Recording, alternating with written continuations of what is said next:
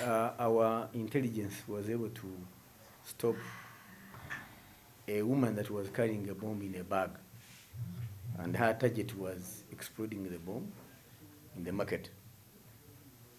For the last 3 days, according to intelligence, they were trailing a woman whom they understood had a mission to attack a church and a market.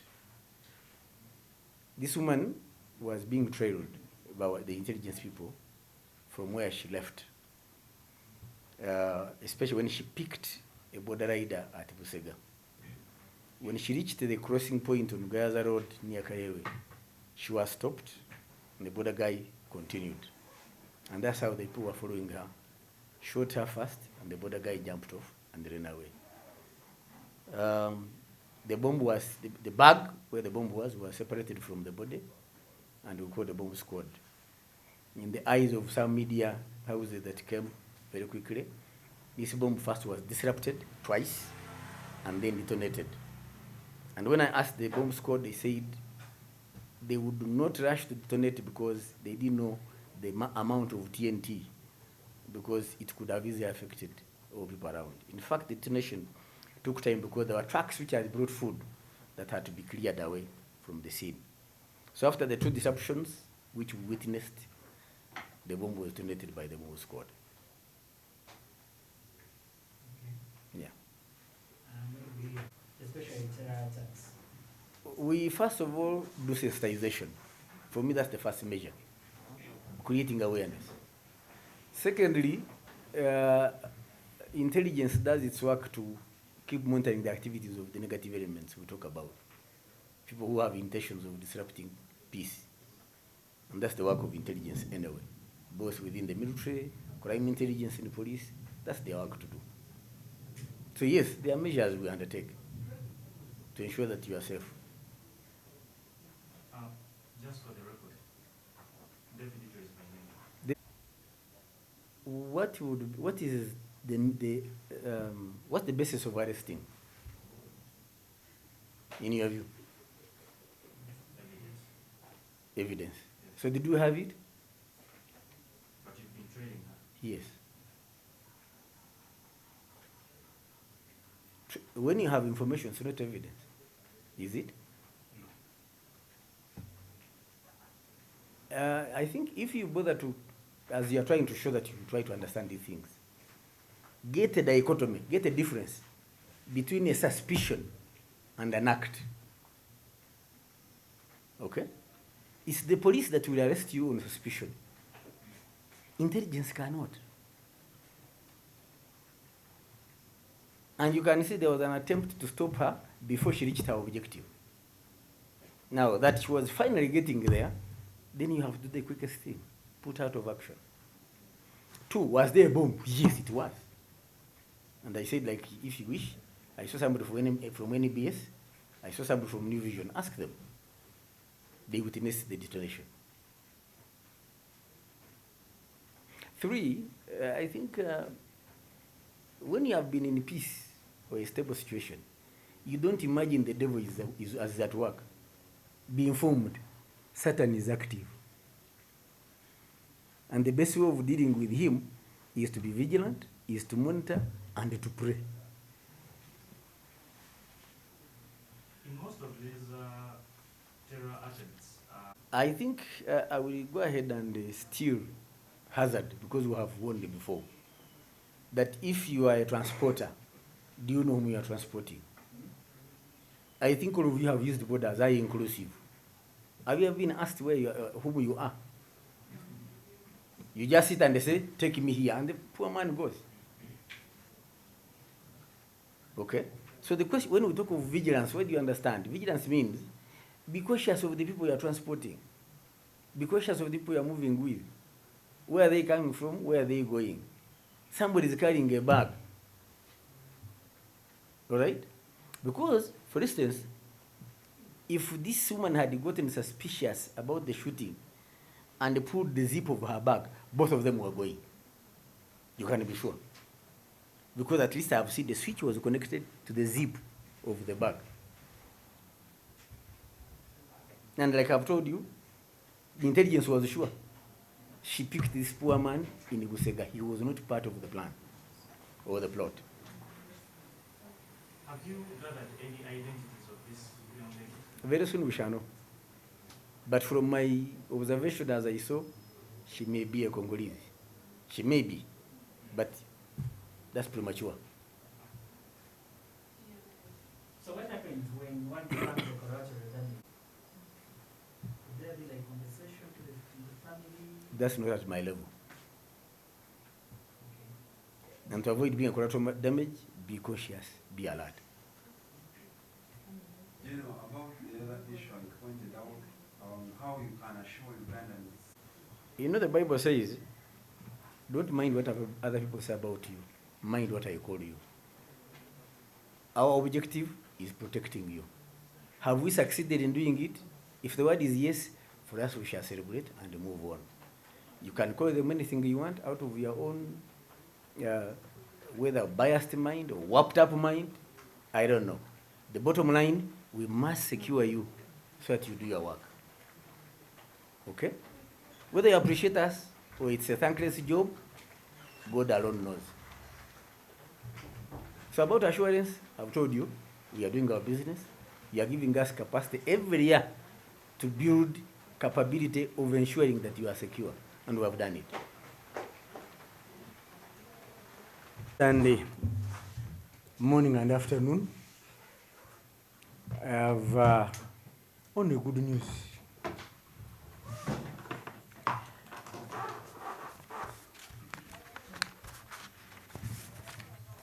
For the last 5 days in Somalia, our troops that are part of the AUSOM have been engaged in operations against Al-Shabaab to recapture a forward operating base which had been lost by our comrades from NSA.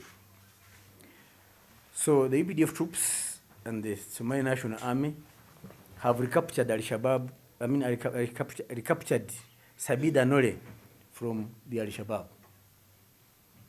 The UPDF, under the African Union Support and Stabilization Mission in Somalia, in coordination with the Somali National Army, have successfully captured from Al-Shabaab terrorists Sabid Anole town in the Lower Shabelle region. The joint military operation, codenamed Operation Silent Storm, followed a 3-day siege that forced the terrorists out of their hideouts and the underground tunnels. The offensive led the full recapture of the town. During the operation, 30 Al-Shabaab fighters were eliminated in a coordinated combined arms assault. UPDF teams also recovered a cache of weapons and dismantled numerous improvised explosive devices planted by the militants. In the same operation, the UPDF lost 7 of our comrades. May their souls rest in peace. And we are proud of their efforts to keep the African Union flag flying.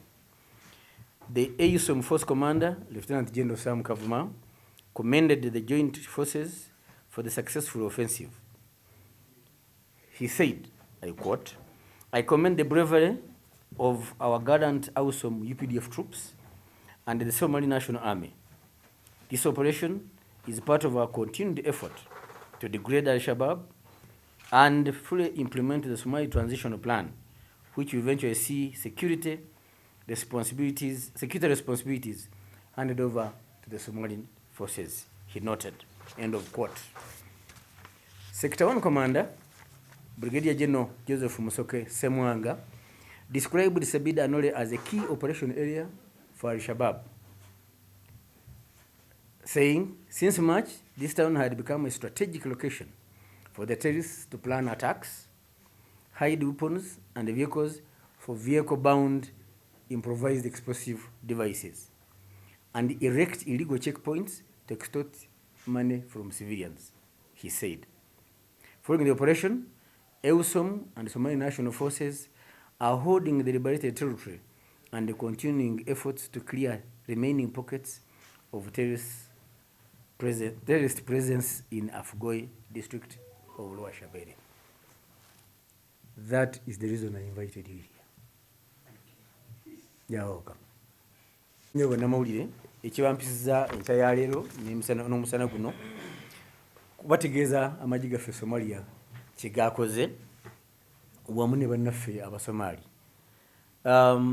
UPDF eyasindikibwa Somalia okuyamba okutebenkeza eggwanga eryo nga yegase wamu n'amagye ga Somali National Army babadde mu kikwekweto kya nnaku 5 ekyokugumbulula abatujja bali bawambye forward base okujijja kuba nga bagiwambye ku magye ga National Army aga Somalia eyitibwa CBD Anole. Operation eno yagenze okuggwa nga abatujju bagobeddwa mu tawuni eno era nga 30 mu bo bamaze okuttibwa era ne ebikozesebwa byabwe ng'ebirimu bomu enjingirire ze tuyita IED nazo twaziwambye, ebyokulwanyisa ebiwera byawambiddwa n'amasasi. Ng'ayogera ku operation eno aduumira amagye ga African Union Lieutenant General Sam Kavuma Munnayuganda naye yagambye bw'ati: njozaayoza obuvumu n'obukugu obulagiddwa amagye ga USOM aga UPDF ne amagye ga Somalia. Ekikwekweto kino yagambye kye kimu ku ebyo emirimu egikolebwa okugezaako okukendeeza amaanyi ga Al-Shabaab n'oluvannyuma tuteeke mu nkola plan ey'okutereeza eggwanga lya Somalia n'oluvannyuma ebyokwerinda by'eggwanga bidizibwe mu mikono gy'amagye ga Somalia. Bw'ati bwe yayogedde. Ye ate aduumira ekibinja kya Uganda mu Somalia Brigadier General Joseph Musoke Semwanga yagambye bw'ati nti CBD Anole tawuni ebadde nkulu nnyo eri mu kitundu kino eri ebikwekweto bya Al-Shabaab. Agambye nti okuva mwezi gw'okusatu tawuni eno ebadde ekozesebwa okukwekamu ebyokulwanyisa, okukwekamu bomu ezitegeddwa mu mmotoka n'okupulaninga oba okuteekateeka obulumbaganyi mu bifo eby'enjawulo mu Somalia era n'okuteekawo roadblock ezikimpatiira okujja ssente ku bantu ba bulijjo.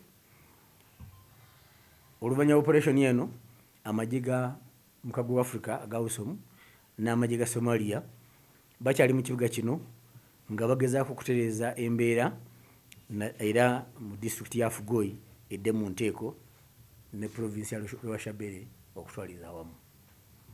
Mwebale kino kyekyabampisizza.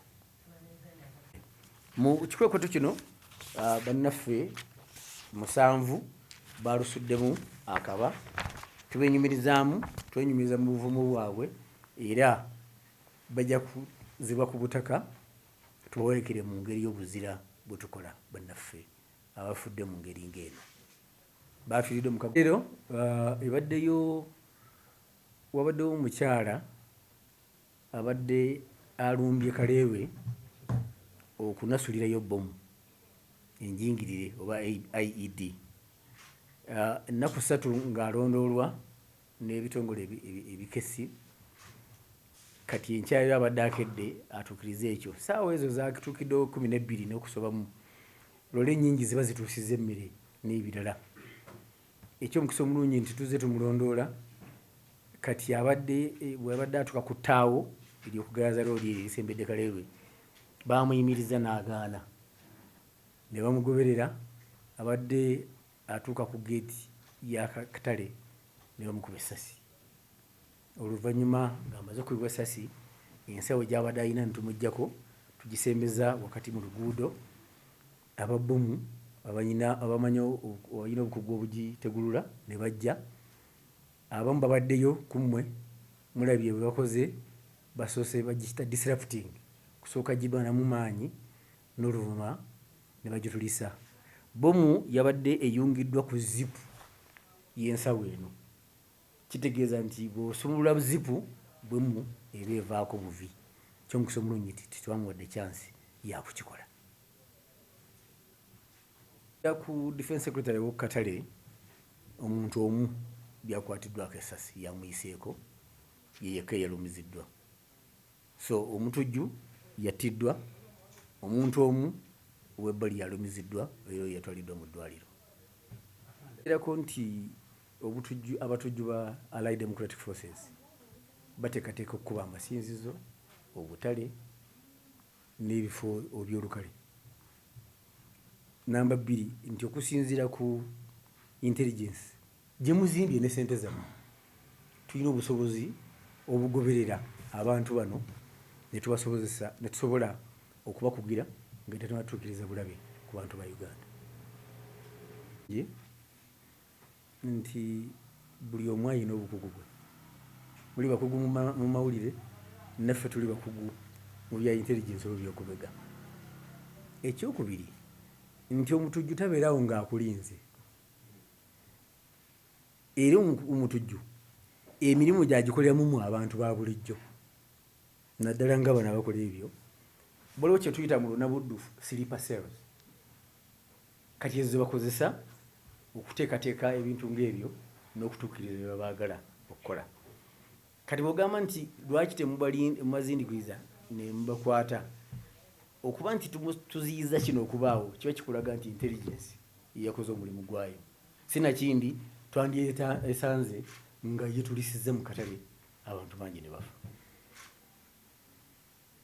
Kibuzo kyo nkizzeemu. But which arresting are you looking at? Oyagala ki?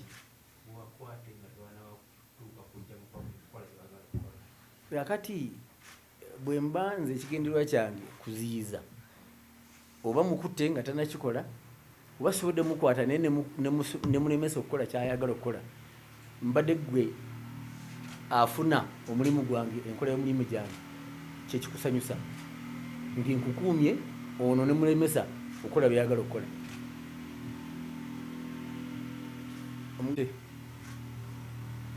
Kimale eyo byagamba nti megga tugende gai tumulondoola. Yes.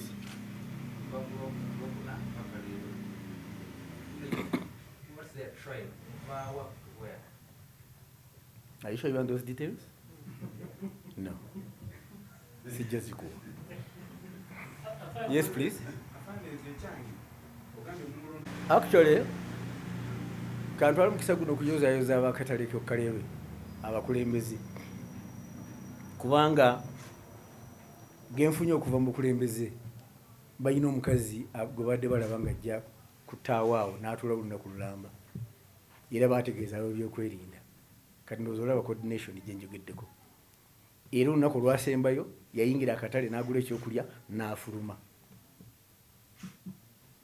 Kino kimpa omukisa okulabula bannansi. Bulaba omuntu ng'oyo olwaleero atudde tavuddeewo n'olulala, oba akoze ebintu ebitali bya bulijjo, faayo tegeeza abo byokwerinda, kubanga intelligence esooka yemmwe abantu ba bulijjo. Yes. Baba oyagala nkutegeeze engeri ki gye tukola emirimu gyaffe. Gw'osuubira n'omukyala amazizza omusu abadde atya. Ffe kasita tufuna intelligence tukola ekyetaagisa. So tojja kusuubira uniform mu butale. Naye gwe manya nti oli mukuume. Yamukwatidde boda yagirinyedde Busega. Era ekyomukisa omulungi nti olumukubye essasi erisoose oba boda abugibuuseeko ndadduka emisinde. Tuyina obukakafu nti owa boda ali innocent, naye tutyamunoonya tumanye ebisingako awo. Ayina ekibuuzo kyo sinakimalayo. Bwe tuba twogera ku bino nkakasa n'ababoda balaba amawulire gammwe si bwe guli. Bwe tugamba tubeere bulindaala tukolagana n'ebitongole bikuuma ddembe, sekinnoomu kimukwatako. Nkuzzeemu ssebo? Obadde obuuza ki ssebo? Nze ntera okugamba nti omwana bw'aba akkuse lwazannya. Okay? Mubadde mu mirembe ebbanga ggwanvu, kati mulowooza tuli mu stand. Ebintu by'okwerinda si byakatemba mwami yiga. Bino ebintu biri serious kuba mubamu n'okufa. Namba 2, ababaddewo beerabiddeko n'agaabwe b'omukyala yabadde agitadde mu food flask. Food flask yeetoleddwa emisumaali gya inchi 6. tebereza omusumali gwa inchi mukaaga bwogubuuka ne gukuba ku mutwe kyekidirira. So abaleeta ebyobufuzi mu byokwerinda nze nkitwala ng'abaana abakkuse abazanyira mu lujja. Mwe mukutte security tetufuddeeyo, tujja kusigala tetwebaka. Bw'osuubira abalondodde oyo beebase, tujja kusigala tetwebaka, mubeere n'ebbeeto okwogera bye mwagala. Okay? Kuba nsaba nkubuuze, guno gwe gusoose? Mwamyiga nziramu. Ekyali ku Parliament Avenue nayo yali politics ne ku police ku CPS. N'olwekyo nga bwe ŋŋambye mukutte security mwogere bye mwagala, tetujja kuterebuka.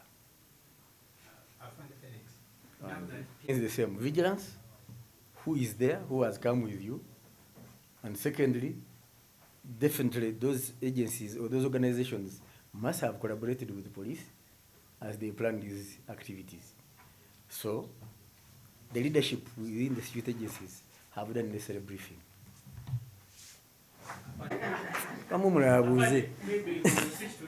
I did mention which organization she had come from, and that's how we are able to monitor her. Maybe I better give you some the details of the single cow. Sinaba gafuna. Maybe the last one. Go Salau. Are you going to decide the last one? You know, that's a baker. So, what's in your trade is everybody was a in bracket she is look where I involved. People in the early 20s. Early 20s, late teens. Musande manye nti olwokwagala okufuna abagobereza abatabuuza bibuuzo. Ebibinja bino bitwala abato. Ne bibateekamu endowooza for years. Kati omutugotte ku myaka 7-8, myaka 15, 16 bamwetegefu okufa. Nga tabuuziza lwaki nkola kino. Tugenda okulaba nti most of them ng'oli ewe munyonyo, no, uli mu same age group.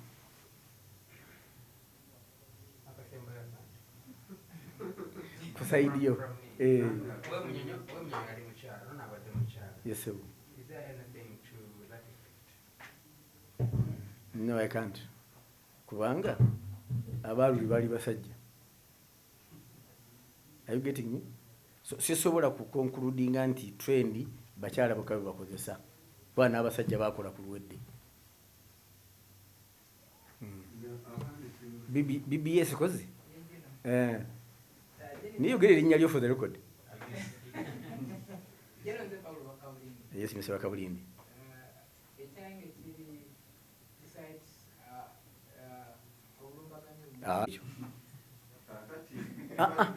So kosangula cha big threat.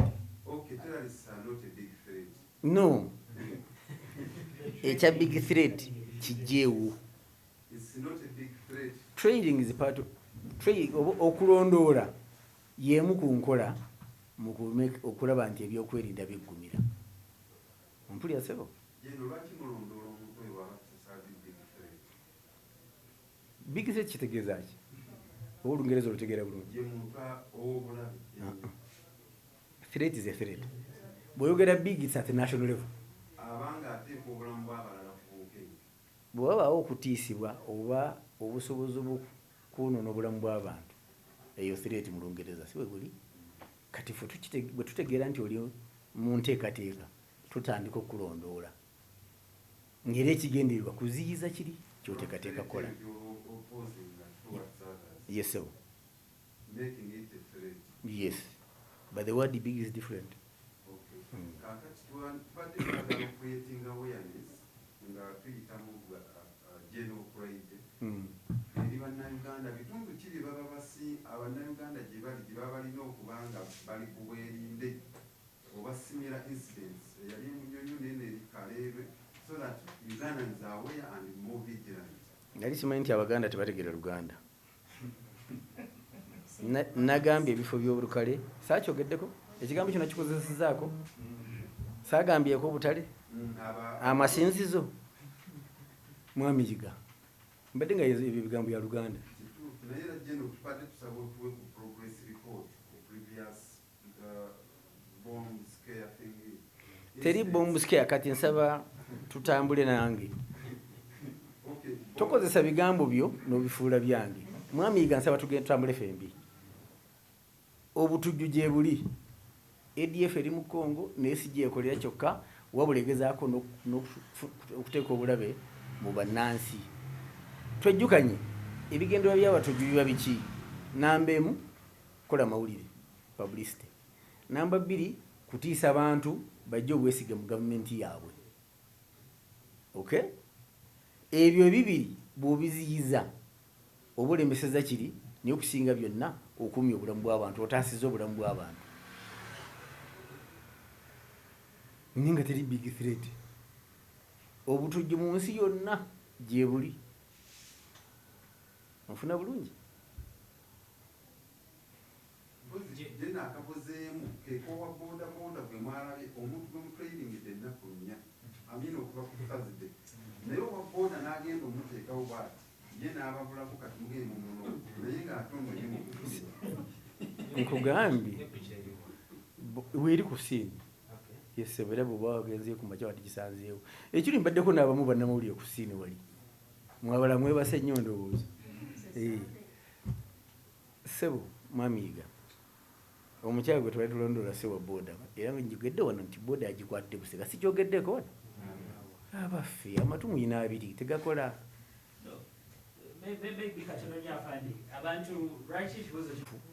Bunaako etteeka mu kooti.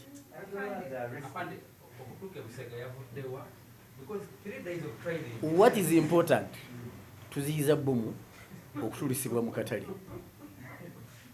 Engeri gye tubikolamu ntandika okubuuza engeri gyoyogerezaamu mukyala wo. Excuse me. Ekirabika bw'oba temulina kyakubuuza mu mbuli. Yes please. Ekibuuzo kyenina tewaliwo ngeri yonna yonna gye muyinza kukwata mu bantu abo kuba muba musobodde okufuna obudde oba ne muba nga mubategeddeko ne babakwata instead of okubatta ne tusobola okuba nga tufunamu information okuziyiza ebirala ebiyinza Mariam bamuyimiriza ku ttaawo n'agaana. Sikyogeddeko?